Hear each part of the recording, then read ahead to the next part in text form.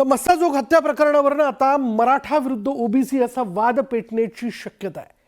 कारण देशमुख कुटुंबियांना त्रास देणाऱ्याला घरात घुसून मारण्याची धमकी मनोज जरांगेंनी दिली. जरांगेंच्या या इशाऱ्यानं हाकेंचं ओबीसी नेतेही आक्रमक झाल्याचं दिसतंय आणि त्यामुळे पुन्हा एकदा जरांगेंविरुद्ध हाके असा सामना रंगल्याचं दिसतंय.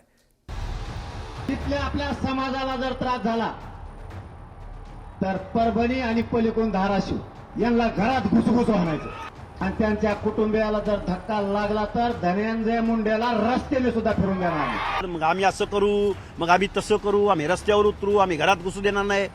मोगलाई लागली का इथं? मराठा आंदोलक मनोज जरांगे आणि ओबीसी आंदोलक लक्ष्मण हाकेंमध्ये रंगलेला हा कलगीतुरा. परभणीच्या सभेत बोलताना मनोज जरांगेंनी संतोष देशमुखांच्या कुटुंबियांना धमक्या दिल्या जात असल्याचा आरोप केला. यावेळी त्यांनी देशमुखांना त्रास देणाऱ्यांच्या घरात घुसून त्यांना ठोकून काढण्याचाही दम भरला. इथून पुढच्या काळात जर त्रास झाला, परळी असो कोणा बीड जिल्हा असो, इथल्या आपल्या समाजाला जर त्रास झाला तर परभणी आणि पलीकडून धाराशिव यांना घरात घुसघुस आणायचं. जर इथून पुढे यांनी लोकाला आता त्रास दिला तर परभणी जिल्हा आणि पलीकडून धाराशिव एकदा यांना बघायचंच.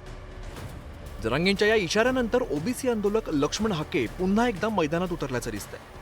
घरात घुसून मारायला मोगलाई आहे का असा सवाल करत हाकेंनी जरांगेंवरती पलटवार केला. घरात घुसून मारण्याची भाषा होते, म्हणजे तुम्ही किती हाय किती वगैरे हाय की हे कुठं चाललंय? हे जे वक्तव्य आहे हे धनंजय मुंडेंच्या विरोधामधलं आम्ही मानत नाही. हे जे वक्तव्य आहे ते या महाराष्ट्राच्या मुख्यमंत्र्यांच्या विरोधामधलं वक्तव्य आहे. कायद्याला चॅलेंज करणारं वक्तव्य आहे. आणि विशेष करून विरोधी नेत्याचं काम माननीय देवेंद्र फडणवीसांनी धस, अभिमन्यू पवार, पुन्हा ते पाटील यांना दिलंय का? काय चाललंय नक्की महाराष्ट्रामध्ये? त्याचवेळी भगवान महासंघानंही जरांगेंच्या इशाऱ्यावरती पलटवार केलाय. तसंच जरांगेंच्या चिथवणीखोर वक्तव्याविरोधात मुख्यमंत्र्यांकडे रीतसर तक्रार करण्याचाही इशारा महासंघाचे अध्यक्ष बाळासाहेब सानप यांनी दिलाय. मी आता आदरणीय मुख्यमंत्री महोदयाला एक पत्र लिहिणार आहे की वंजारी समाजावर अशा प्रकारचा जर अन्याय होत असेल तर आम्ही ते कदापि मान्य सहन करणार नाहीत. आम्ही तसं उत्तर देऊ. मुख्यमंत्री महोदयांनी आम्हाला वेळ दिली पाहिजे. महाराष्ट्रातला तमाम ओबीसी एक 100 लोकांचं शिष्टमंडळ घेऊन मी जाणार आहे आणि मुख्यमंत्र्याला जाऊन हे पत्र देणार आहे. तुम्ही याच्याकडे लक्ष द्या. नसता जे होईल या महाराष्ट्रामध्ये जे होईल ते त्याला शासन जबाबदार असेल. मसाजोग प्रकरणात वाल्मिक कराडच्या अटकेपासूनच या प्रकरणात धनंजय मुंडेंना लक्ष केलं जात आहे.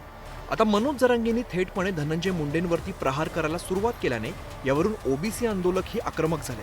त्यामुळे महाराष्ट्रात पुन्हा